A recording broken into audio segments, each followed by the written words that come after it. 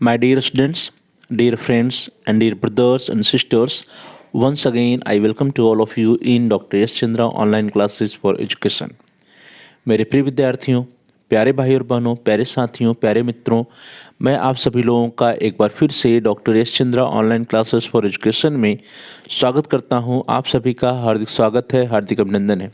प्रिय विद्यार्थियों, आज की क्लास में हम सभी लोग बहुत ही महत्वपूर्ण टॉपिक के बारे में चर्चा करेंगे, दैट इज मैकाले के विवरण पत्र का मूल्यांकन, इवैल्यूएशन ऑफ मैकालेस मिनट। अर्थात हम सभी लोग चर्चा करेंगे कि मैकाले का जो विवरण पत्र था उसकी मेरिट्स क्या क्या हैं, क्या क्या उसकी विशेषताएं हैं, क्या क्या उसके गुण हैं और साथ ही साथ उसकी कमियां क्या हैं या दोष क्या हैं। That is merits of Macaulay's minute as well as demerits और शॉर्टकमिंग्स ऑफ मैकाले मिनट। इसकी चर्चा हम लोग करेंगे आज की क्लास में और साथ ही साथ we will see the impact of Macaulay's minute, अर्थात मैकाले के विवरण पत्र का क्या प्रभाव हुआ और in other words we can say what are the contributions of Macaulay's, अर्थात मैकाले का भारतीय शिक्षा में क्या योगदान रहा है। इसके बारे में हम सभी लोग चर्चा करेंगे आज की क्लास में इस वीडियो के अंतर्गत।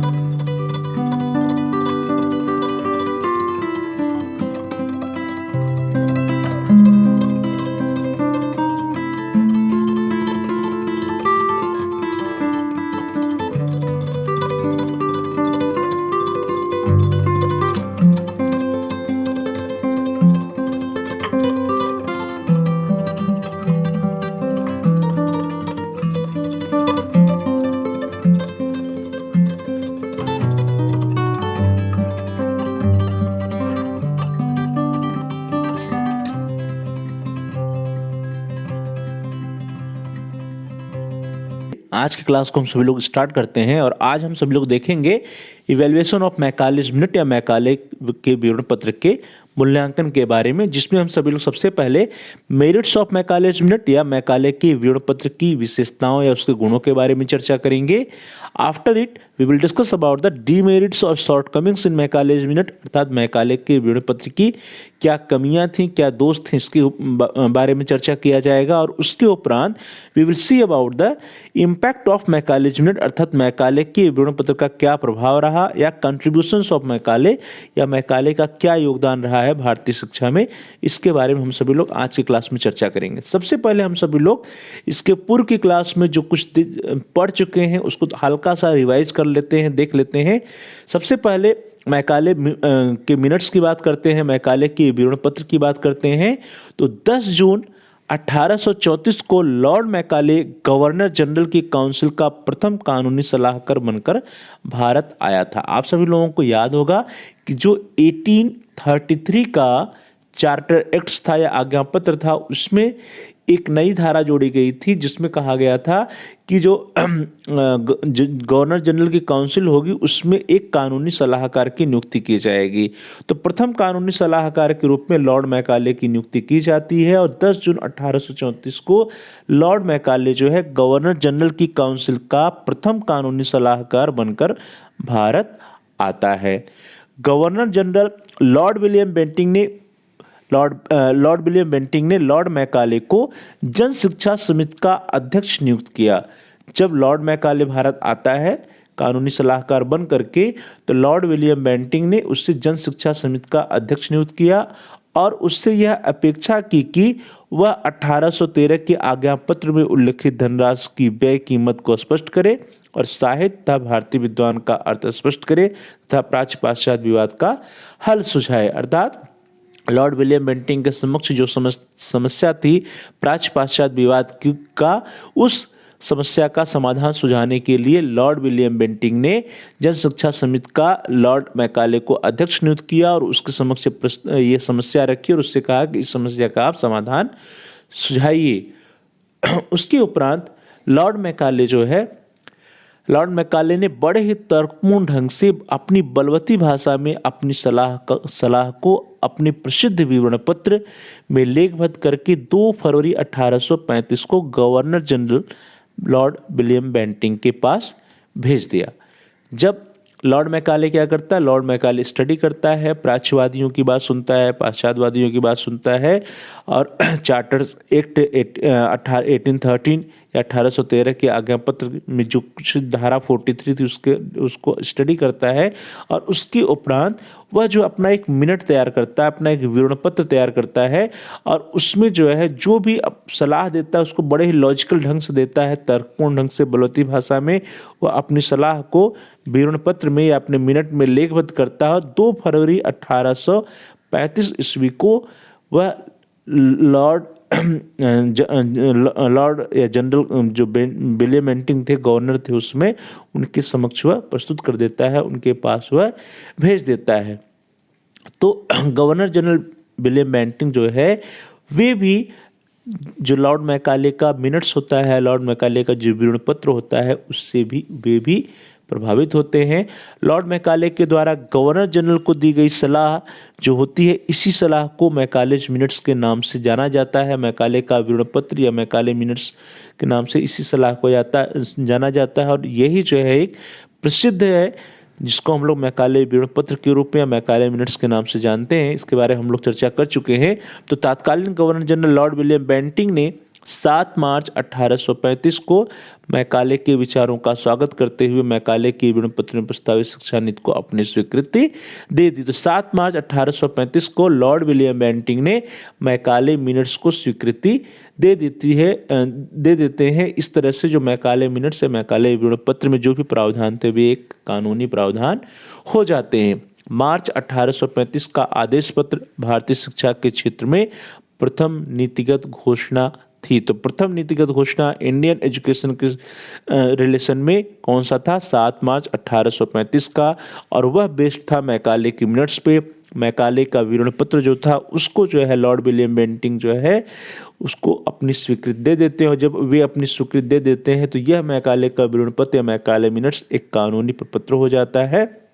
और इस तरह से मार्च 1835 का आदेश पत्र जो होता है भारतीय शिक्षा के क्षेत्र में प्रथम नीतिगत घोषणा हो जाती है। तो इसके बारे में हम सभी लोगों ने पिछली कक्षाओं में बड़े ही डिटेल्स में चर्चा किया था। अब हम लोग चर्चा करेंगे मैकाले के विवरण पत्र का मूल्यांकन या इवेल्युएशन की, कि मैकाले का जो विवरण पत्र था वह कितना उपयोगी था, उसकी विशेषताएं क्या थी, उसकी कमियां क्या थी। डियर स्टूडेंट्स, मैकाले के विवरण पत्र का मूल्यांकन या evaluation of Macaulay's minute. Lord Macaulay के विवरण पत्र के प्रति 2 विपरीत प्रतिक्रियाएं हुई थी। जब लॉर्ड मैकाले का विवरण पत्र आया, जब वो एक कानूनी रूप प्राप्त कर लिया, जब उसके आधार पर एक शिक्षा नीति प्रस्तावित हो गई लॉर्ड विलियम बेंटिंक के द्वारा, तो उसका जो रिएक्शन हुआ, उसका जो परिणाम हुआ लॉर्ड मैकाले की मिनट का, तो उसके विवरण पत्र के प्रति जो रिएक्शंस हुए, उस रिएक्शन के परिणाम स्वरूप 2 ग्रुप या 2 प्रकार की प्रतिक्रियाएं होती हैं। वे कौन सी प्रतिक्रियाएं होती हैं? एक होता है फॉर में, दूसरा होता है अगेंस्ट में, अर्थात उसके फेवर और उसके अगेंस्ट में 2 प्रकार की प्रतिक्रियाएं होती हैं। कुछ लोगों ने मैकाले की अत्यधिक प्रशंसा की तो कुछ लोगों ने मैकाले के विवरण पत्र का अत्यधिक विरोध किया। तो मैकाले के विवरण पत्र की या मैकाले मिनट्स की प्रशंसा भी होती है और उसका विरोध भी होता है। तो इस तरह से 2 विपरीत प्रतिक्रियाएं या 2 विपरीत जो है रिएक्शंस आते हैं मैकाले के विवरण पत्र के प्रति या मैकालेज के मिनट के प्रति। जो मैकाले के प्रशंसक थे वे जो है मैकाले को भारत में आधुनिक शिक्षा का प्रवर्तक मानते हैं और भारतीय प्रगति का मार्गदर्शक भी वे मैकाले को मानते हैं। तो अर्थात जो लोग जिनका रिएक्शंस मैकाले के फेवर में था, जो मैकाले की प्रशंसा करते थे या मैकाले विवरण पत्र की प्रशंसा करते थे, वे मानते थे कि मैकाले जो है वो भारत का आधुनिक शिक्षा का प्रवर्तक है। अर्थात भारत में जो मॉडर्न एजुकेशन सिस्टम है, आधुनिक शिक्षा है, वो मैकाले की ही देन है और मैकाले जो है भारत में आधुनिक शिक्षा लाना चाहता है। और साथ ही साथ भारतीय जो शिक्षा प्रणाली है उसका जो है मार्गदर्शक भी उसको मानते हैं। तो मैकाले के प्रशंसक भारत में आधुनिक शिक्षा का प्रवर्तक मैकाले को मानते हैं, भारतीय प्रगति का मार्गदर्शक भी मैकाले को मानते हैं। जबकि जो इसके अगेंस्ट में होते हैं मैकालेज मिनट्स के, जो मैकाले के निंदक होते हैं वे मैकाले पर प्रचलित भारतीय भाषाओं या जो प्राच्य भाषाएं थी भारत की, उन प्राच्य भाषाओं की अवहेलना करने का आरोप उसके ऊपर लगाते हैं। वे कहते हैं कि जो भारत की प्राच्य भाषाएं थीं, जो संस्कृत, अरबी, फारसी भाषाएं थी, उसकी अवहेलना मैकाले के द्वारा की जाती है और साथ साथ जो प्राचीन भारतीय साहित्य थे उन प्राचीन भारतीय साहित्यों का अपमान भी लॉर्ड मैकाले के द्वारा किया जाता है। तो इस तरह से दो प्रकार के दो अपोजिट रिएक्शंस आते हैं, एक फेवर में एक अगेंस्ट में। मैकाले के निंदक मैकाले पर भारत पर अंग्रेजी शिक्षा लादने और साथ ही साथ पाश्चात्य संस्कृत के प्रचार द्वारा भारत को अस्थायी रूप से परतंत्र बनाने या गुलाम बनाने का षड्यंत्र रचने का दोष लगाते हैं। तो कहीं न कहीं जो मैकाले के निंदक थे वे सही थे। मैकाले के निंदक जो थे वे कहते थे कि जो मैकाले की शिक्षा नीति है या मैकाले का जो विवरण पत्र है या मैकाले मिनट्स की पर आधारित जो शिक्षा नीति है वह भारत पर अंग्रेजी शिक्षा थोपने या अंग्रेजी शिक्षा लादने की नीति है और इससे भारत में पाश्चात्य संस्कृत का प्रचार प्रसार बढ़ेगा, भारत अस्थायी रूप से परतंत्र हो जाएगा, गुलाम हो जाएगा, भारत को गुलाम बनाने का यह षड्यंत्र है। ऐसा जो है मैकाले के निंदक उसके ऊपर आरोप लगाते थे। यहाँ तक कि कुछ अंग्रेजों ने मैकाले को भारतीय राजनीतिक चेतना के लिए भी उत्तरदायी बताया। कुछ अंग्रेजों ने यह भी कहा कि जो मैकालेज का मिनट है या मैकाले का जो विवरण पत्र है और उस पर आधारित जो शिक्षा नीति है, इसी के परिणाम स्वरूप जो इंडियंस हैं वे राजनीतिक रूप से चैतन्य हो जाते हैं। भारतीय राजनीतिक चेतना का कारण भी मैकाले का मिनट या मैकाले विवरण पत्र पर आधारित शिक्षा नीति है। तो भारतीय राजनीतिक चेतना के लिए भी मैकाले मिनट या मैकाले मिनट्स पर आधारित शिक्षा नीति ही उत्तरदायी मानी जाती है। अब जल्दी से हम लोग डिस्कस कर लेते हैं कि मैकाले के विवरण पत्र की क्या क्या मेरिट्स हैं, क्या क्या विशेषताएं हैं, क्या क्या गुण हैं। तो मैकाले के विवरण पत्र के गुण या merits of Macaulay's minutes. The first one जो पहला है दैट इज प्राच्य पाश्चात्य विवाद के विषय में तर्कपूर्ण निर्णय। जब मैकाले भारत आया था तो उस समय प्राच्य पाश्चात्य विवाद जो है अपने चरम पर था और अपने चरम पर होने के कारण ही उसका समाधान सुझाने के लिए जो जन शिक्षा समिति के मंत्री थे वे जो है लॉर्ड विलियम बेंटिंक के समक्ष इस समस्या को रखते हैं और लॉर्ड विलियम बेंटिंक जो है इस समस्या का समाधान सुझाने के लिए जो है लॉर्ड मैकाले को कहता है। तो प्राच्य पाश्चात्य विवाद के विषय में बहुत ही लॉजिकल ढंग से बहुत ही तर्कपूर्ण निर्णय लॉर्ड मैकाले के द्वारा दिया गया था। यद्यपि लॉर्ड मैकाले ने अपने विवरण पत्र में पाश्चात्यवादियों का समर्थन बहुत ही पक्षपातपूर्ण भावना से चतुराई से किया था, परंतु इस चतुराई द्वारा प्राच्य पाश्चात्य विवाद के विषय में तर्कपूर्ण निर्णय लिए जाने के कारण यह मैकाले की विशेषता कही जा सकती है। उसने चतुराई की थी लॉर्ड मैकाले ने। लॉर्ड मैकाले पाश्चात्यवादियों का समर्थन किया था लेकिन फिर भी बड़े ही चतुराई से, बड़े ही लॉजिकल ढंग से वह प्राच्य पाश्चात्य विवाद का जो है समाधान सुझाने का उसने प्रयास किया। तो उसकी जो वह तर्कपूर्ण निर्णय लेने के कारण ही इसको लॉर्ड मैकाले की एक विशेषता मानी जा सकती है कि लॉर्ड मैकाले ने बड़े ही लॉजिकल ढंग से जो प्राच्य पाश्चात्य विवाद था उस पे उसने अपना एक्सप्लेनेशन दिया। तो प्राच्य पाश्चात्य विवाद के विषय में तर्कपूर्ण निर्णय देना भी लॉर्ड मैकाले या लॉर्ड मैकाले का जो मिनट्स था, विवरण पत्र था, उसकी एक विशेषता मानी जाएगी। जो अगली प्रमुख विशेषता है दैट इज भारतीयों में नव चेतना का विकास। देखिए भारतीय जो थे, जो इंडियंस थे, वे चैतन्य हो जाते हैं, वे जाग जाते हैं। और कब जागते हैं? जब मैकालेज मिनट्स आता है या मैकाले विवरण पत्र पर आधारित शिक्षा नीति आती है। तो मैकाले द्वारा प्रतिपादित शिक्षा नीति द्वारा भारत का विदेशों के साथ संपर्क होता है और देश में नव चेतना आ जाती है। जो भारतीय होते हैं, जो इंडियंस होते हैं, उनका जो है अन्य देशों के साथ, विदेशों के साथ संपर्क प्रारंभ हो जाता है और हमारे देश में एक नई चेतना, नव चेतना आ जाती है। मैकाले ने भारत में व्याप्त रूढ़िवादी शिक्षा के स्थान पर प्रगतिशील शिक्षा की शुरुआत की। जो हमारे भारत में हमारे देश में एक रूढ़िवादी शिक्षा चली आ रही थी, उस रूढ़िवादी शिक्षा के स्थान पर एक आधुनिक शिक्षा प्रणाली या प्रगतिशील शिक्षा प्रणाली की शुरुआत लॉर्ड मैकाले के द्वारा की जाती है। भारतीयों में नव चेतना का विकास होता है, भारतीयों का संपर्क विदेशों के साथ होता है। तो यह भी एक प्रकार से एक उसकी मेरिट्स है, एक विशेषता है लॉर्ड मैकाले के विवरण पत्र की या उस विवरण पत्र पर आधारित शिक्षा नीति की। द नेक्स्ट वन इज, जो तीसरा है वह यह है कि भारतीय शिक्षा नीति को एक निश्चित दिशा मिलती है। लॉर्ड मैकाले के आने के पूर्व भारत में जो शिक्षा नीति थी वो कोई भी निश्चित नहीं थी। जो भारत में प्राच्य पाश्चात्य विवाद अपने चरम पर था, 1813 के आज्ञा पत्र में जो प्रावधान किया गया था धन के खर्च का, 1,00,000 रुपए के धन का खर्च का, उस पर यही नहीं निर्णय हो पा रहा था कि वह धन किस प्रकार से खर्च किया जाए, कहाँ खर्च किया जाए, किसके ऊपर खर्च किया जाए।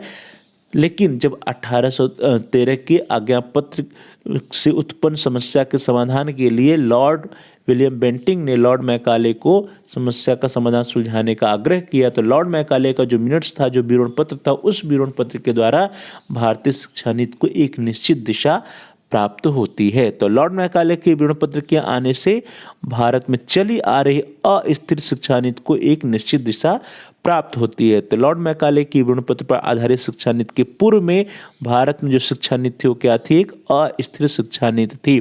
तो उस अस्थिर शिक्षा नीति को एक निश्चित दिशा देने का जो श्रेय जाता है वो लॉर्ड मैकाले को ही जाता है।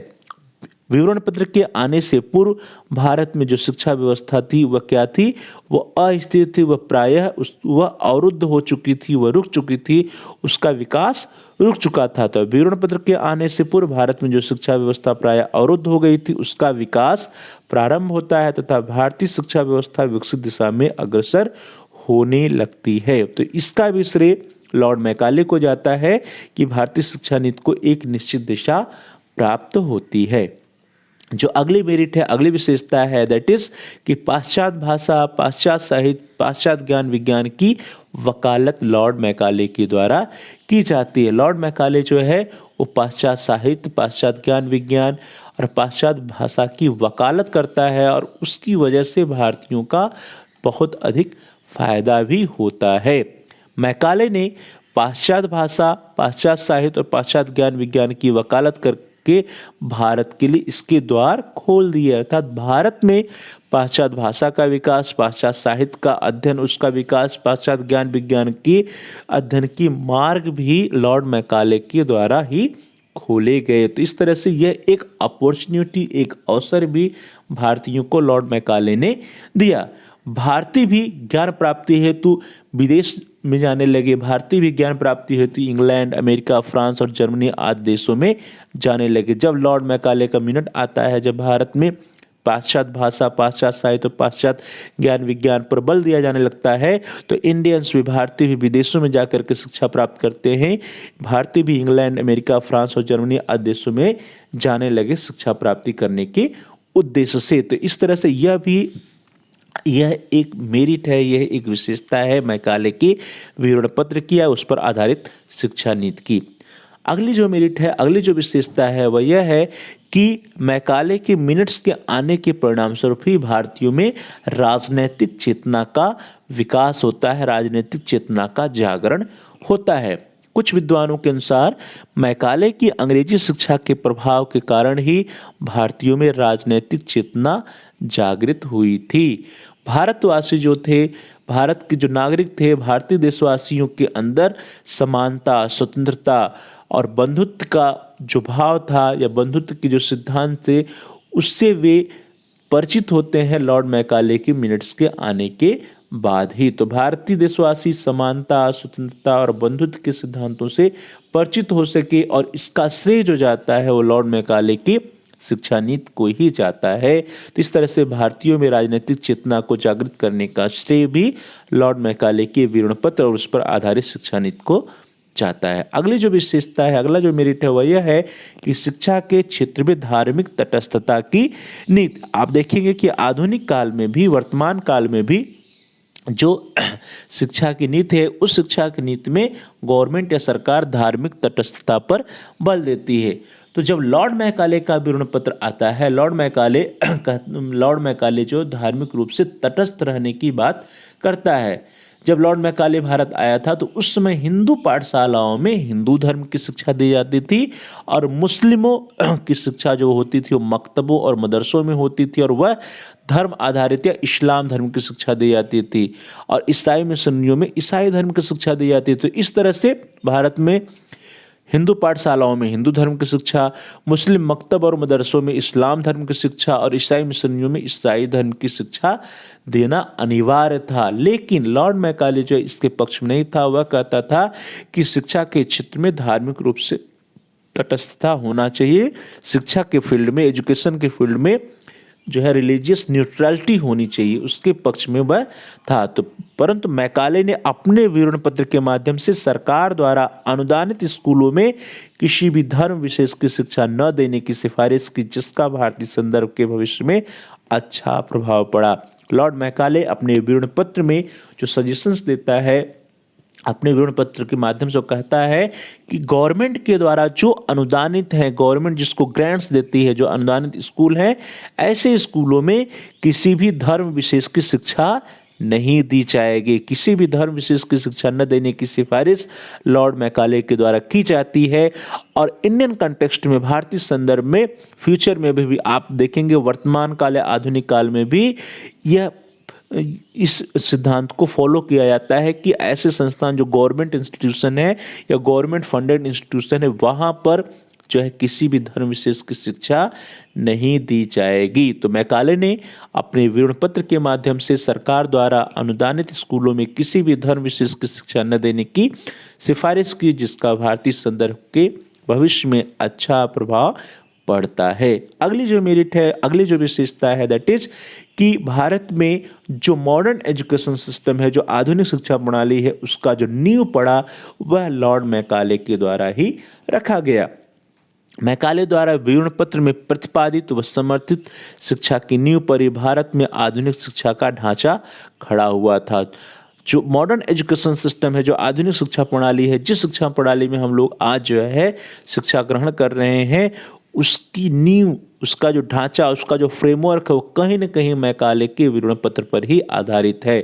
तो मैकाले द्वारा विवरण पत्र में प्रतिपादित व समर्थित शिक्षा की नींव पर ही आज वर्तमान काल में आधुनिक शिक्षा प्रणाली का जो ढांचा है भारत में, वह खड़ा होता है। तो इस तरह से आधुनिक शिक्षा की नींव रखने का जो श्रेय जाता है वह लॉर्ड मैकाले को जाता है। तो एक कुछ विशेषताएं थी, कुछ मेरिट्स थी, कुछ गुण थे लॉर्ड मैकाले के विवरण पत्र की या उस पर आधारित शिक्षा नीति की। अब हम लोग चर्चा कर लेते हैं कि वे डीमेरिट्स कौन कौन सी थी, कमियां कौन कौन सी थी, जिसके कारण लोगों ने इसका विरोध किया। तो मैकाले के विवरण पत्र की कमियां या दोष, डीमेरिट्स और शॉर्टकमिंग्स इन मैकालेज मिनट्स।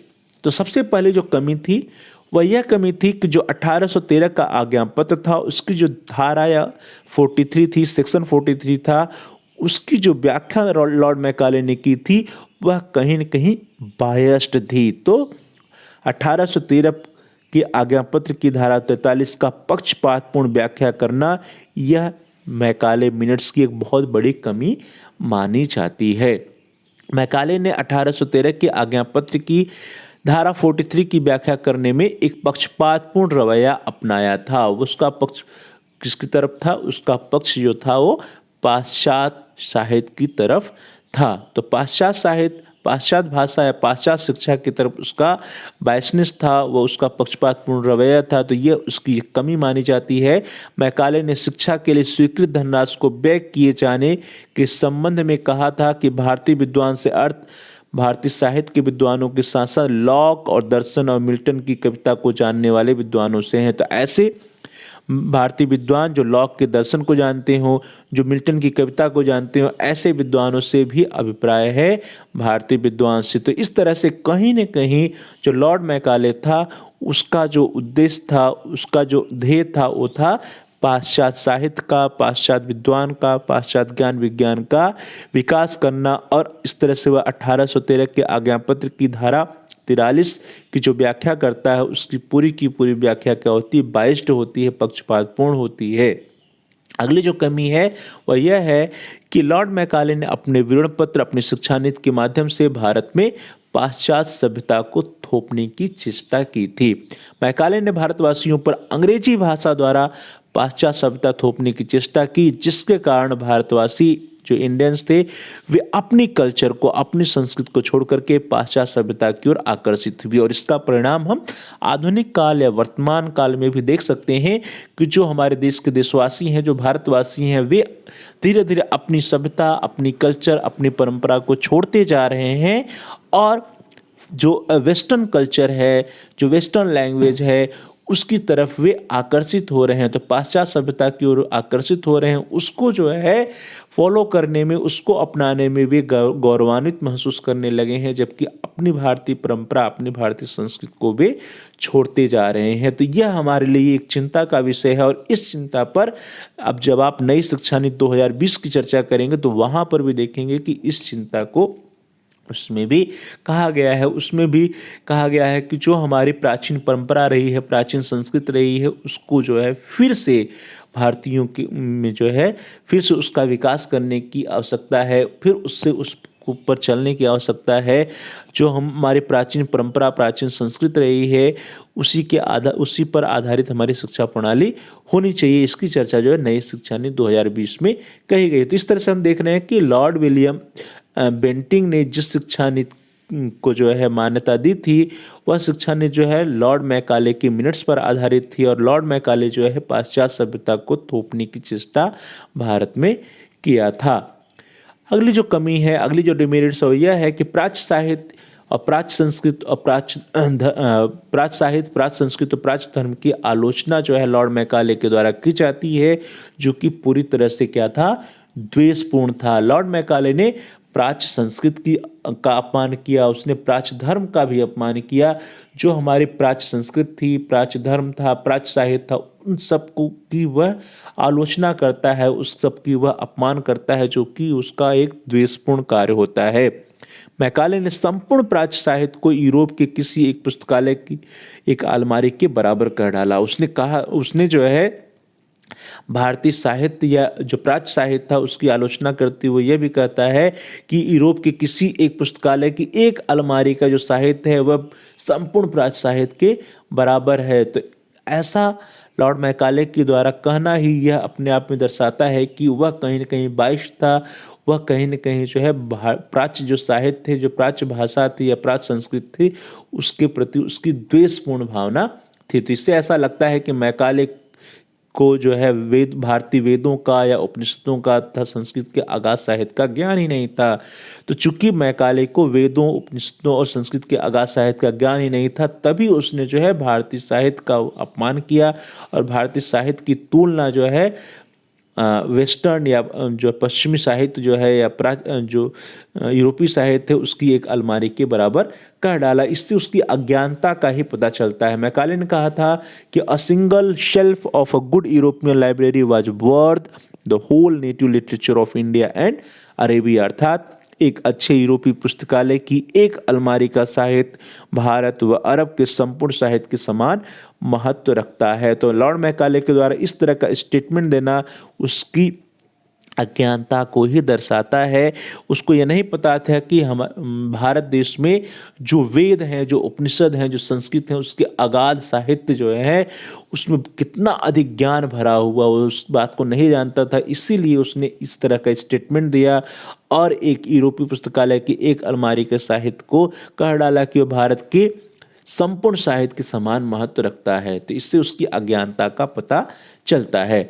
अगला जो डिमेरिट है लॉर्ड मैकाले के मिनट्स का, उस पर आधारित शिक्षा नीति की, वह यह है कि प्राच्य भाषा के साहित्य को निकृष्ट बताना। लॉर्ड मैकाले ने अपना जो विवरण पत्र था उसमें जो है जो प्राच्य भाषा के जो साहित्य थे उसको वह निकृष्ट बताता है।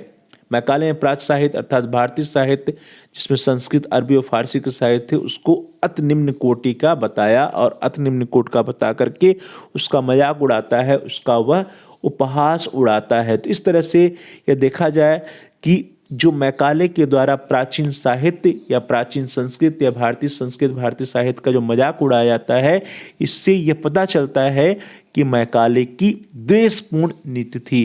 वह कहीं न कहीं बायस्ड था, उसकी जो भावना थी वह द्वेषपूर्ण थी। तो यह मैकाले की द्वेषपूर्ण अभिव्यक्ति को दर्शाता है। मैकाले ने अपने विवरण पत्र में संस्कृत, अरबी तथा फारसी प्राच्य भाषा के साहित्य को गंवारू कहा, उसको निकृष्ट कहा, उसको अविकसित कहा, उसको असक्त कहा, निकम्मी तथा वैज्ञानिक ज्ञान से विहीन कहा। तो इस तरह से वह जो प्राचीन साहित्य थी या भारतीय साहित्य था उसका जो वह अपमान करता है और कहता है कि फ्रेंच व अंग्रेजी भाषा के साहित्य उससे कहीं न कहीं उत्कृष्ट हैं। तो वह इस तरह से उसके अंदर द्वेषपूर्ण भावना थी, वह जो है बाइस्ट था, वह प्राचीन साहित्य, प्राचीन संस्कृति, प्राचीन परंपरा जो थी हमारे देश की उसका वह उसने अपमान किया, उसका उसने उपहास उड़ाया। आश्चर्य है इस बात का है कि उसको जो है सूर, तुलसी और संत रामदास की भाषा जिसने अपनी गीत धाराओं से सारे देश को मुग्ध कर दिया था, वह जो है मैकाले को गंवारू लगती है, मैकाले को अविकसित लगता है। तो मैकाले को यह भाषा कैसे गंवारू लगती है, कैसे अविकसित लगता है, यह अपने आप में एक प्रश्न चिन्ह खड़ा होता है। तो आश्चर्य है कि सुर, तुलसी और संत रामदास की भाषा जिसने अपनी गीत धाराओं से सारे देश को मुग्ध कर दिया था, मैकाले को गंवारू और विकसित कैसे लगती हैं। तो वास्तव में ऐसे विचार व्यक्त करके मैकाले ने अपनी अज्ञानता का ही परिचय दिया था। अगली जो डिमेरिट थी, अगली जो कमी थी वह यह थी कि अंग्रेजी को शिक्षा का माध्यम बनाने का अनुचित सुझाव जो है लॉर्ड मैकाले के द्वारा दिया जाता है। जो मीडियम ऑफ इंस्ट्रक्शन की बात करते हैं, शिक्षा के माध्यम की बात करते हैं, तो लॉर्ड मैकाले ने कहा था कि भारत में जो शिक्षा का माध्यम होगा वो क्या होगा, अंग्रेजी होगा, जबकि यह भारतीयों की मातृभाषा नहीं है। तो मैकाले द्वारा अंग्रेजी को शिक्षा का माध्यम बनाने का जो सुझाव था वह अपने आप में पूर्णतः अनुचित था, पूर्णतः अवैज्ञानिक था, क्योंकि किसी भी देश की शिक्षा का माध्यम जो होना चाहिए वह उस देश के नागरिकों की अपनी मातृभाषा होनी चाहिए। इस बात पर अभी भी वर्तमान आधुनिक काल में भी हमको अमल करने की आवश्यकता है। कहीं न कहीं यदि हम पीछे हो रहे हैं शिक्षा में, प्रगति में, तो उसके पीछे यही कारण है कि हमारे देश में जो मीडियम ऑफ इंस्ट्रक्शन है, जो शिक्षा का माध्यम है या मीडियम ऑफ एजुकेशन है, वह पूरी तरह से मातृभाषा नहीं हो पाई है। कहीं न कहीं हमारा बल जो है अभी भी अंग्रेजी पर ही है। हम अंग्रेजी माध्यम की शिक्षा पर ही बल देते हैं। अंग्रेजी बोलने पर हम अपने आप को गौरवान्वित समझते हैं, जबकि हिंदी बोलने पर या अपनी मातृभाषा को बोलने पर हमको कहीं न कहीं झेप या संकोच महसूस होता है। तो इस भावना से हमको निकलना होगा और आधुनिक काल या वर्तमान शिक्षा प्रणाली में भी इस बात पर जोर देना होगा कि जो मीडियम ऑफ इंस्ट्रक्शन है, शिक्षा का माध्यम हो, वह क्या होनी चाहिए, मातृभाषा होनी चाहिए। तो यही गलती लॉर्ड मैकाले के द्वारा भी की गई थी। लॉर्ड मैकाले ने अंग्रेजी को शिक्षा का माध्यम बताया था। तो अतः परिणाम स्वरूप मैकाले के इस सुझाव से जन शिक्षा को बड़ा धक्का लगा। जो जन शिक्षा या आम आदमी की शिक्षा थी, आम आदमी या जन सामान्य जो है मैकाले की शिक्षा को नहीं ग्रहण कर सकता था, क्योंकि उसमें जो शिक्षा का माध्यम रखा गया वह अंग्रेजी रखा गया था। तो अंग्रेजी जो रखा गया शिक्षा का माध्यम वह भी अनुचित था। यह भी एक बहुत बड़ी कमी मानी जाती है मैकाले के विवरण पत्र पर आधारित शिक्षा नीति की। अगली जो डिमेरिट है वह यह है कि लॉर्ड मैकाले ने भारतीय चिकित्सा पद्धति का भी मजाक उड़ाया। भारतीय चिकित्सा विज्ञान को लज्जा का विषय बताता है लॉर्ड मैकाले। मैकाले ने भारतीय चिकित्सा विज्ञान को अंग्रेजी पशु चिकित्सकों के लिए लज्जा का विषय बताया। तो इस तरह से जो भारतीय चिकित्सा पद्धति थी, जो प्राचीन पद्धति थी, उसका भी अपमान लॉर्ड मैकाले के द्वारा किया जाता है। इससे यह लगता है कि मैकाले को चरक, धन्वंतरी जैसे महान आयुर्वेदाचार्यों के ग्रंथों का ज्ञान ही नहीं था। अपनी इसी अज्ञानता के कारण मैकाले भारतीय चिकित्सा विज्ञान को अंग्रेज पशु चिकित्सकों के लिए लज्जा का विषय बताता है। तो यह भी एक उसकी बहुत बड़ी कमी मानी जाती है। अगली जो डिमेरिट्स थी वह उसका जो एक बहुत प्रसिद्ध सिद्धांत था जिसको हम लोग निस्यंदन के सिद्धांत कहते हैं, जिसके अंतर्गत वह केवल और केवल उच्च वर्ग के लिए उच्च शिक्षा की व्यवस्था की बात करता है। तो केवल उच्च वर्ग के लिए उच्च शिक्षा की व्यवस्था का जो सुझाव लॉर्ड मैकाले के द्वारा दिया जाता है वह एकदम से अनुचित सुझाव होता है। तो मैकाले द्वारा केवल उच्च वर्ग के लिए उच्च शिक्षा की व्यवस्था का सुझाव दिया गया था, जो अपने आप में एक अनुचित सुझाव है। इस सुझाव को भी मानवीय अधिकारों का हनन कहा जा सकता है, क्योंकि शिक्षा जो है वो सबका जन्मसिद्ध अधिकार है, उसे किसी विशेष वर्ग तक सीमित नहीं किया जाना चाहिए। लेकिन लॉर्ड मैकाले जो है शिक्षा को भी मात्र उच्च वर्ग तक सीमित करने का प्रयास करता है। उसका कहना है कि जो उच्च शिक्षा है वह मात्र और मात्र उच्च वर्ग को प्रदान की जाएगी। और वह उसके लिए एक सिद्धांत भी देता है, जिसके लिए कहता है कि निस्यंदन का सिद्धांत। वो कहता है कि इस निस्यंदन के सिद्धांत के परिणाम स्वरूप जब हम उच्च वर्ग को शिक्षा प्रदान करेंगे तो धीरे धीरे छन छन करके निम्न वर्ग तक पहुंच जाएगी, जिसमें भी वह फेल होता है। तो इस तरह से जो अगली कमी है वह यह है कि निस्यंदन सिद्धांत की पुष्टि जो थी वह भी क्या थी, अपने आप में अनुचित थी। मैकाले द्वारा सुझाया गया निस्यंदन सिद्धांत, या जिसको हम लोग डाउनवर्ड फिल्ट्रेशन थ्योरी कहते हैं, इसकी भी कटु आलोचना की जाती है, क्योंकि इस सिद्धांत पर कंपनी पर केवल उच्च वर्ग के लोगों के लिए उच्च शिक्षा की व्यवस्था करने की बात बड़े ही तर्कपूर्ण ढंग से की गई थी। तो यह जो निस्यंदन का सिद्धांत था यह भी अपने आप में बहुत ही आलोचनात्मक था, क्योंकि इसमें कहा गया था कि सिर्फ उच्च वर्ग को शिक्षा दी जाएगी, उच्च वर्ग के भारतीयों को शिक्षा दी जाएगी, और उससे चन चन करके जो आम जनमानस है उसको उसके पास तक शिक्षा पहुंच जाएगी। तो ऐसा होना असंभव भी था, और यह जो है जो सिद्धांत था वह भी इसका कोई औचित्य नहीं था, यह पूरी तरह से अनुचित सिद्धांत था। तो निस्यंदन सिद्धांत की पुष्टि जो है वह भी अनुचित थी। यह भी एक बहुत बड़ी कमी मानी जाती है लॉर्ड मैकाले की। मैकाले ने निस्यंदन सिद्धांत का समर्थन किया था, परंतु यह सिद्धांत पूरी तरह से असफल सिद्ध होता है। शिक्षा नीचे के वर्गों तक नहीं पहुंच पाती है, अतः शिक्षित वर्ग और निम्न अशिक्षित वर्ग के मध्य एक खाई उत्पन्न हो जाती है। जो मैकाले का सिद्धांत था, उस सिद्धांत के कारण एक शिक्षित वर्ग उत्पन्न होता है और दूसरा निम्न अशिक्षित वर्ग उत्पन्न होता है। इस दोनों के बीच में एक बहुत बड़ी खाई उत्पन्न हो जाती है। इसके बारे में भी हम लोगों ने पूर्व में चर्चा किया था। अगली जो कमी है दैट इज कि शिक्षा द्वारा भारतीय जनता को ब्रिटिश शासन का गुलाम बनाना या नौकर बनाना। कहीं न कहीं अंग्रेजी शिक्षा प्रणाली का जो उद्देश्य था वह यही था, वे भारतीयों का बहुत अधिक कल्याण नहीं करना चाहते थे, बल्कि वे भारतीय जनता को ब्रिटिश शासन का गुलाम बनाना चाहते थे, नौकर बनाना चाहते थे। अंग्रेजी की शिक्षा द्वारा मैकाले भारत देश में एक ऐसे वर्ग का निर्माण करना चाहता था जो रक्त और रंग में भले ही भारतीय हो, पर रुचियों, विचारों, नैतिकता और विद्वता में क्या हो, अंग्रेज होगा। उसने कहा था कि through English education Macaulay wanted to bring about a class of persons Indian in blood and color, but English in tastes, in opinions, in morals and in intellect। अर्थात जो अंग्रेजी शिक्षा प्रणाली थी उस शिक्षा प्रणाली का उद्देश्य क्या था, ऐसे भारतीयों को उत्पन्न करना जो रक्त और रंग में भले से भारतीय हों, पर रुचियों, विचारों, नैतिकता और विद्वता में क्या हो, अंग्रेज हों। A class of persons Indian in blood and colour but English in taste, in opinions, in morals and in intellect. तो इस तरह से देखा जाए तो अंग्रेजी शिक्षा प्रणाली जो थी उसका उद्देश्य था भारतीयों को गुलाम बनाना। मैकाले की शिक्षा प्रणाली का उद्देश्य भारतीयों की उन्नत नहीं थी, बल्कि वह भारतीय जनता को क्लर्क बनाना चाहता था, अफसर या चपरासी बनाना चाहता था, और क्लर्क, अफसर, चपरासी आदि बनाकर ब्रिटिश शासन का गुलाम और ब्रिटिश शासन का नौकर बनाना चाहता था। और उसी उद्देश्य से उसने जो है ये अपनी शिक्षा नीति प्रस्तावित की थी, उसी उद्देश्य से उसने ये विवरण पत्र प्रस्तावित किया था। मैकाले का विचार था कि यह वर्ग जो रंग और रूप में तो भारतीय हो, परंतु रुचि, विचार और बुद्धि में अंग्रेज हो, शासन सत्ता का भक्त होगा, जो अंग्रेजी सरकार को भारत में सुदृढ़ करने में सहायता करेगा। तो कहीं न कहीं उनका उद्देश्य जो था वह यह था कि अंग्रेजी सरकार को भारत में कैसे सुदृढ़ किया जाए, और अंग्रेजी सरकार को भारत में सुदृढ़ करने के उद्देश्य से ही लॉर्ड मैकाले के द्वारा अपनी शिक्षा नीति लाई जाती है।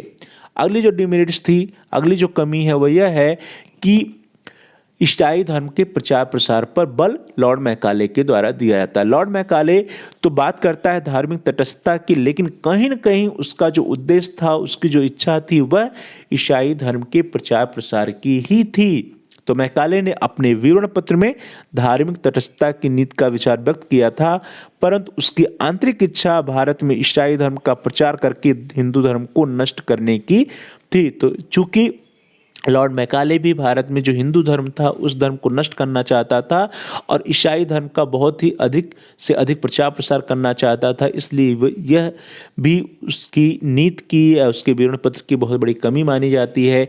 1836 में मैकाले ने अपने पिता को एक पत्र लिखा था, और जो पत्र लिखा था वह उसमें उसने जो लिखा था उसको आप देखिए। उसमें कहा गया कि मेरा दृढ़ विश्वास है कि यदि शिक्षा संबंधी हमारी नीति सफल हो जाती है तो आगामी 30 वर्षों में बंगाल बंगाल के उच्च घरानों में एक भी मूर्ति पूजक नहीं रह जाएगा। तो इस तरह से लॉर्ड मैकाले का जो उद्देश्य था, जो उसकी शिक्षा नीति का उद्देश्य था, वह क्या था? भारत की जो प्राचीन परंपरा है, जो संस्कृत है, जो धर्म है या हिंदू धर्म है, वो पूरी तरह से उसको नष्ट करना, उसको समाप्त करना और ईसाई धर्म का प्रचार प्रसार करना। तो हिंदू धर्म को नष्ट करना और ईसाई धर्म के प्रचार प्रसार करने के उद्देश्य को लेकर के ही लॉर्ड मैकाले ने अपनी शिक्षा नीति प्रस्तावित की थी। और 1836 में मैकाले ने अपने पिता को जो पत्र लिखा था वह इस प्रकार था कि यह मेरा दृढ़ विश्वास है कि यदि शिक्षा संबंधी हमारी नीति सफल हो जाती है तो आगामी 30 वर्षों में बंगाल के उच्च घरानों में एक भी मूर्ति पूजक नहीं रह जाएगा। तो इससे यह स्पष्ट होता है कि वह हिंदू धर्म को नष्ट करना चाहता था।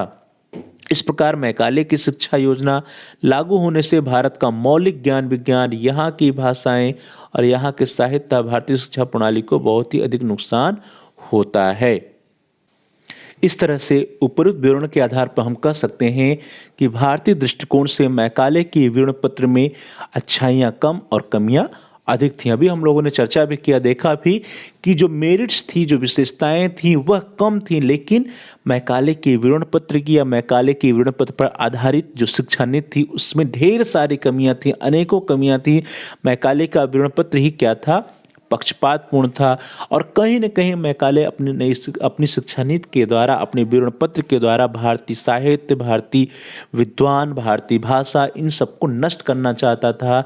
हिंदू धर्म को नष्ट करना चाहता था। जो भारत में जो प्राचीन धर्म थे या भारत के जो धर्म थे, जो हिंदू मुस्लिम यहाँ पे भाई भाई के रूप में रहते थे, एक साथ रहते थे, उसको या हिंदू धर्म को पूरी तरह से नष्ट करने के उद्देश्य से ही मैकाले ने अपने विवरण पत्र या अपने विवरण पत्र पर आधारित शिक्षा नीति को प्रस्तावित किया था। और इसी कारण से मैकाले के विवरण पत्र की सामान्यतः आलोचना ही की जाती रही है। तो इस मैकाले का जो विवरण पत्र था इसकी सामान्यतः आलोचना क्यों की जाती है? क्योंकि मैकाले के विवरण पत्र में अच्छाइयाँ कम और कमियाँ बहुत ही अधिक थीं। इसके बावजूद भी चूंकि मैकाले का विवरण पत्र आता है और मैकाले की विवरण पत्र पर आधारित शिक्षा नीति आती है तो उसके कुछ इफेक्ट्स भी होते हैं, कुछ इम्पैक्ट्स भी होते हैं। तो मैकाले के विवरण पत्र का प्रभाव क्या रहा या इम्पैक्ट्स ऑफ मैकालेज मिनट्स क्या थे, या मैकाले का भारतीय शिक्षा में क्या योगदान रहा है, what are the contributions of Macaulay's, इसके बारे में हम लोग जल्दी से चर्चा कर लेते हैं। भारतीय शिक्षा में मैकाले की विवरण पत्र के प्रभाव तथा उसके योगदान की चर्चा हम सभी लोग निम्नलिखित बिंदुओं में कर सकते हैं। कौन कौन से योगदान रहे हैं या क्या क्या इम्पैक्ट रहा है, इसकी चर्चा हम लोग करेंगे। सबसे पहले हम लोग देखेंगे कि इमीडिएट इफेक्ट क्या हुए, तात्कालीन प्रभाव क्या हुए मैकाले के मिनट के, मैकाले के विवरण पत्र के। तो इमीडिएट इफेक्ट या तात्कालीन प्रभाव, इसमें सबसे पहले था शिक्षा नीति की घोषणा। तो लॉर्ड मैकाले ने अपने विवरण पत्र में 1813 के आज्ञा पत्र की धारा 43 की व्याख्या बड़े ही चतुराई व तर्कपूर्ण ढंग से किया था, और जिसके परिणाम यह हुआ कि तत्कालीन governor general Lord William Bentinck ने इससे अपनी सहमति दी। तो लॉर्ड विलियम बेंटिंक इससे सहमत हो गया, क्योंकि जो आज्ञा पत्र की धारा 43 या सेक्शन 43 की व्याख्या की गई थी लॉर्ड मैकाले के द्वारा बहुत ही चतुराईपूर्ण, बड़े ही तर्कपूर्ण ढंग से किया गया था। Governor general Lord William Bentinck ने अंग्रेजी माध्यम के यूरोपीय ज्ञान विज्ञान प्रधान शिक्षा नीति की घोषणा कर दी, जो आगे आने वाली सभी शिक्षा नीतियों का आधार बनी। आप देखेंगे कि लॉर्ड मैकाले के विवरण पत्र पर आधारित शिक्षा नीति जो लॉर्ड विलियम बेंटिंक के द्वारा दी गई, इसी पर आधारित आगे आने वाली समस्त शिक्षा नीतियाँ रही हैं। समस्त शिक्षा नीतियों का आधार जो बेस रहा वह कहीं न कहीं लॉर्ड मैकाले के द्वारा जो शिक्षा नीति दी गई थी, या लॉर्ड मैकाले के विवरण पत्र पर आधारित शिक्षा नीति जिसको लॉर्ड विलियम बेंटिंक जो है उसको परमिट करता है, लॉर्ड विलियम बेंटिंक जिसकी घोषणा करता है, उसी शिक्षा नीति पर आधारित आगे की सभी शिक्षा नीतियाँ रहती हैं। तो इस तरह से समस्त आगे आने वाली सभी शिक्षा नीतियों को आधार जो है वो इस शिक्षा नीति के द्वारा मिलता है। अगली जो विशेषता है, इम्पैक्ट है, वो यह है कि अंग्रेजी शिक्षा प्रणाली की शुरुआत भारत में हो जाती है। मैकाले की नीति के घोषित होते ही अंग्रेजी माध्यम के स्कूल और कॉलेज खुलने लगे, जिससे देश में अंग्रेजी शिक्षा प्रणाली का विकास बहुत ही तेजी से होता है। तो भारत में अंग्रेजी शिक्षा प्रणाली का विकास द्रुत गति से होने लगा। यह भी एक इम्पैक्ट, एक प्रभाव रहा लॉर्ड विलियम बेंटिंक के शिक्षा नीति का या मैकाले के मिनट्स पर आधारित शिक्षा नीति का या मैकाले के मिनट्स का।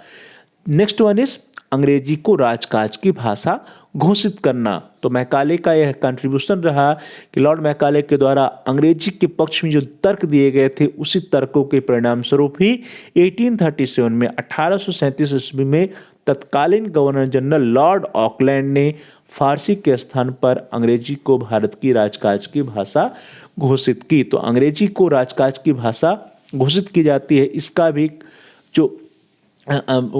जो कारण है वो कहीं न कहीं जो है लॉर्ड मैकाले के द्वारा अंग्रेजी शिक्षा के पक्ष में या अंग्रेजी के पक्ष में दिए गए तर्क रहे।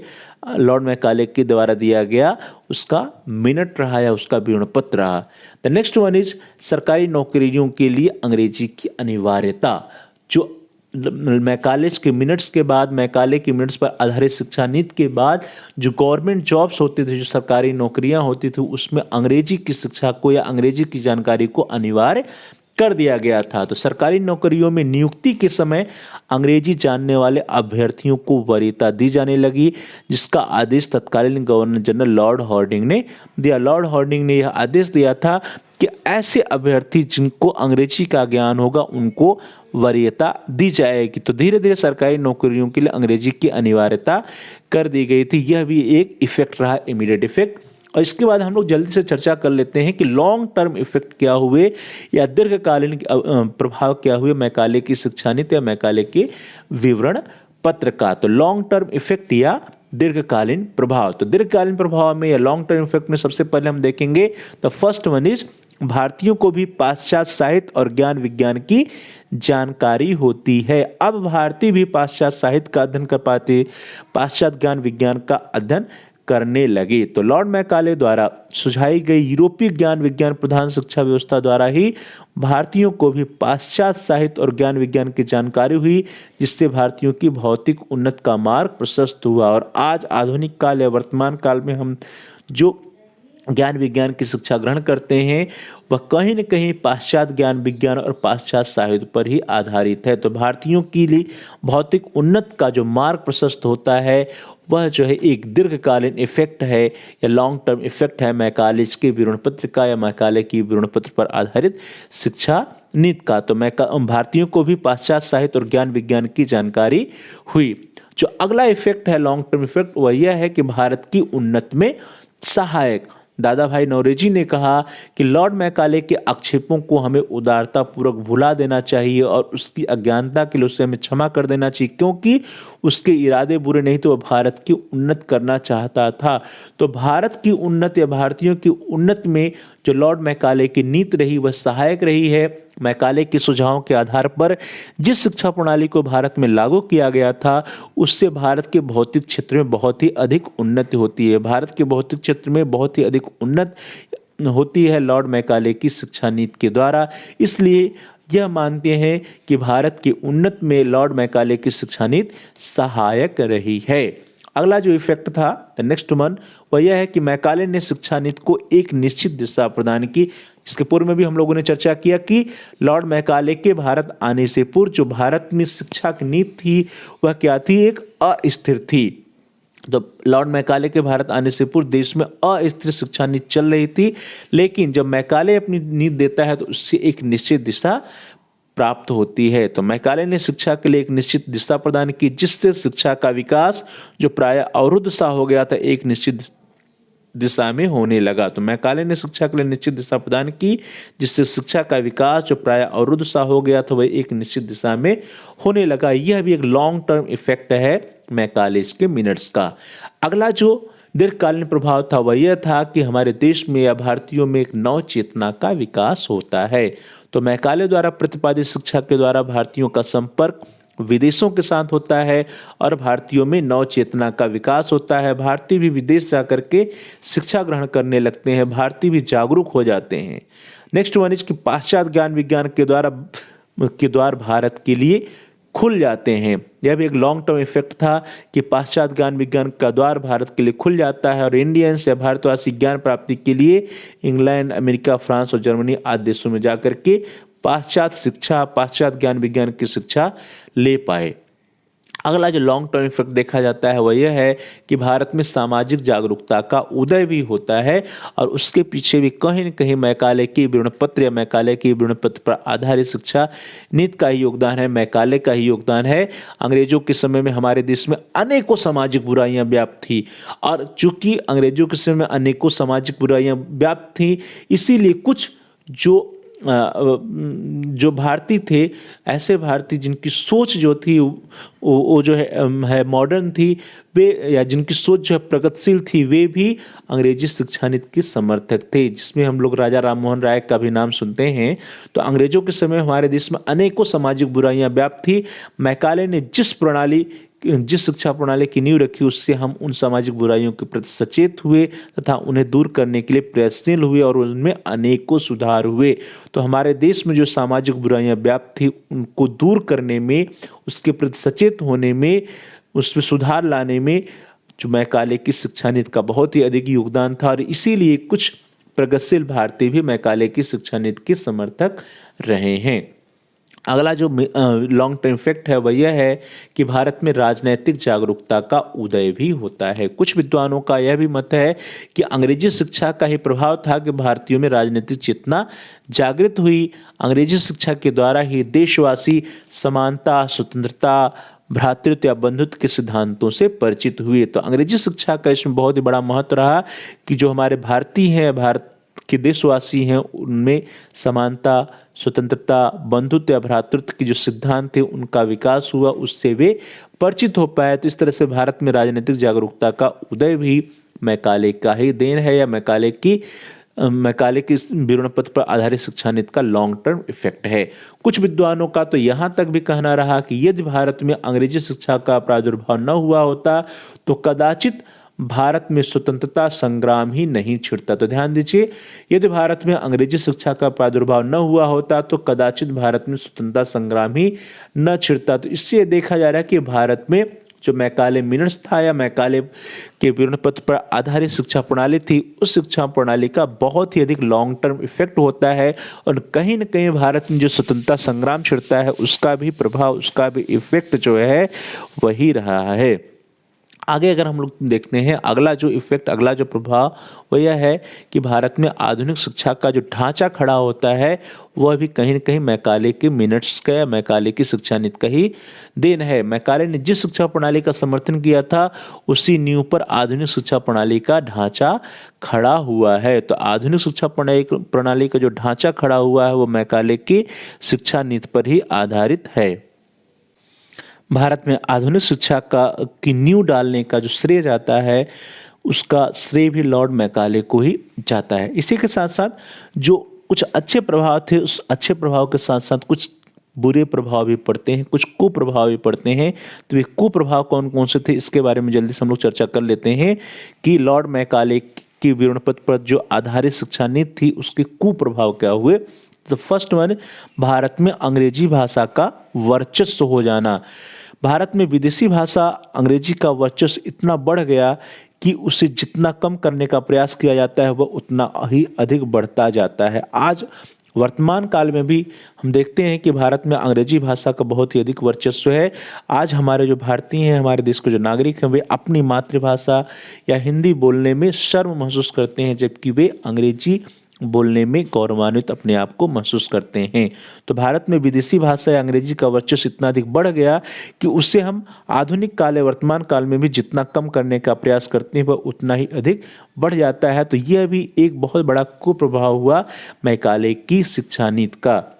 और अब इस देश से अंग्रेजी का वर्चस्व समाप्त करना दुर्लभ प्रतीत होता है। अब ऐसा नहीं लग पाता है, ऐसा नहीं प्रतीत हो रहा है कि भारत देश से अंग्रेजी का वर्चस्व समाप्त हो पाएगा, क्योंकि दिनों दिन हम लोग देख रहे हैं कि अंग्रेजी का वर्चस्व बढ़ता ही जा रहा है। तो यह एक अपने आप में बहुत बड़ा कुप्रभाव रहा है।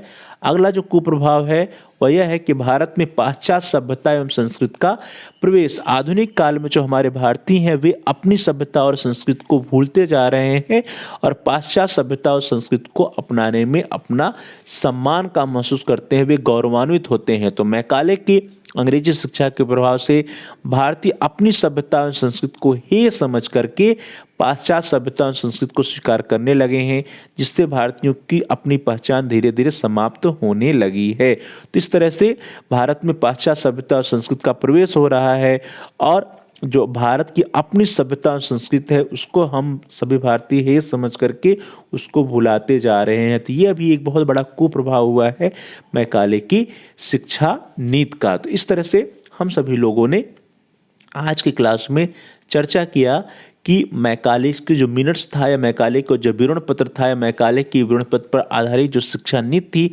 उसकी विशेषताएं क्या क्या थीं, उसकी कमियां क्या क्या थीं, अर्थात हम सभी लोगों ने मैकाले के विवरण पत्र का मूल्यांकन करने का प्रयास किया। और उसी के साथ साथ हम लोगों ने मैकाले के विवरण पत्र के इफेक्ट क्या क्या थे, इमीडिएट इफेक्ट क्या थे और लॉन्ग टर्म इफेक्ट क्या थे, और साथ में अंत में हम लोगों ने देखा कि उसके कुप्रभाव क्या थे या मैकाले का योगदान भारतीय की शिक्षा नीति में या भारत की शिक्षा प्रणाली में क्या क्या थी, इसके बारे में हम सभी लोगों ने आज की क्लास में चर्चा किया था। आप सभी लोगों का बहुत बहुत धन्यवाद। Thanks for watching. Thanks to all of you.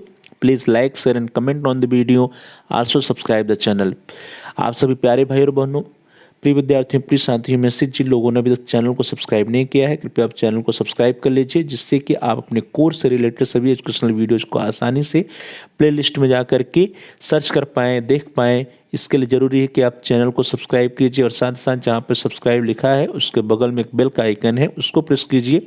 उसको दबाने पर कुछ ऑप्शंस आते हैं, उन ऑप्शंस में से आप बेल आल के ऑप्शन को सेलेक्ट कर लीजिए। इससे यह होगा कि आप अपने कोर्स से रिलेटेड जितने भी नए एजुकेशनल वीडियोज़ को आएंगे उसकी सूचना, उसकी नोटिफिकेशंस आपको समय से मिल जाएगी और आपका कोई भी वीडियो मिस नहीं होगा।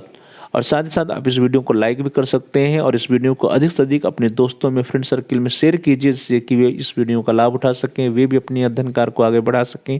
और साथ ही साथ आप इस वीडियो पे कमेंट्स भी कर सकते हैं। कमेंट्स के द्वारा यदि आपका कोई बहुमूल्य सुझाव है या कोई प्रश्न है या कोई समस्या है तो आप हम तक पहुँचा सकते हैं। हम आपके प्रश्नों का उत्तर देने का प्रयास करेंगे, आपकी समस्याओं का समाधान करने का प्रयास करेंगे और साथ ही साथ जो आपके बहुमूल्य सुझाव होंगे उन सुझावों पर अनुपालन भी करने का प्रयास करेंगे। So thanks for watching. Thanks to all of you.